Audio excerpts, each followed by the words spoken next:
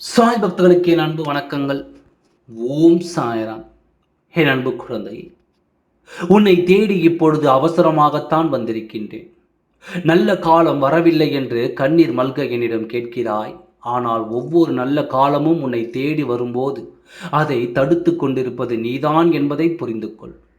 உன் வாழ்க்கையை கெடுப்பது வேறு யாரும் இல்லை. அதற்கு காரணம் முழுக்க முழுக்க நீதான். இன்னும் என்னை இன்னும் என்ன சாயப்பா யோசித்துக் கொண்டிருக்கின்றாய்?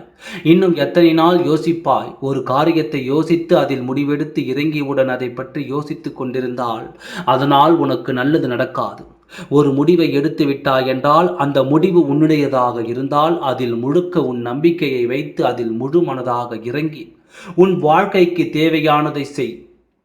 இங்கே யாரையும் நம்பி எந்த முடிவையும் எடுத்துவிட்டு உன் கையை நம்பி எடுக்க முடிவு உன் கழுத்தை என்றும் வெறுக்காது என்பதை புரிந்து கொள்.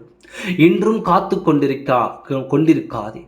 இதற்கு மேலும் காத்து கொண்டிருக்காதே. நல்ல முடிவை எடுத்து விட்டாய். அந்த முடிவு உனக்கானது என்று தெரிந்துதான் எங்கே இதையும் தவறவிட்டு விடுவாயோ என்று தேடி வந்திருக்கின்றேன். நான் உன் சாயப்பா சொல்வது சத்திய வாக்கு என்று நீ நம்பினால் இன்று நீ எடுத்த முடிவை கையாண்டு அதில் நம்மை பெறுவாய், நன்மை பெறுவாய். வெகு நாட்களாக உறக்கமே இல்லை சாயப்பா, என் வாழ்க்கையில் எதில் முடியும் என்று தெரியவில்லை என்று புலம்புகிறாய். அது ஒழிய அந்த புலம்பலை சரி செய்ய வேண்டும் என்று நீ ஏன் நினைக்க மாட்டேன் என்று பிடிவாதம் பிடிக்கிறாய். மற்றவர்களால் என்றும் உனக்கு தீர்வு கிடைக்காது. உன்னால் மட்டுமே உனக்கு தீர்வு கிடைக்கும். இதை எப்போது நீ நம்புகிறாயோ அப்போதுதான் உன் வாழ்க்கை சரியான பாதையில் செல்லும். நல்லது நடக்க வேண்டும், யாரிடமாவது இருந்து நல்லது கிடைக்க வேண்டும் என்று எதிர்பார்த்து காத்திருந்தால் ஏமாற்றம் மிச்சமாகும்.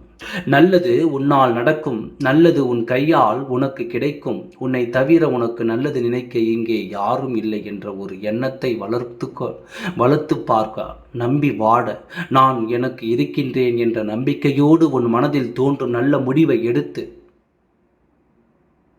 எடுத்துப்பார். காலம் தாமதித்துக் கொண்டிருக்காதே.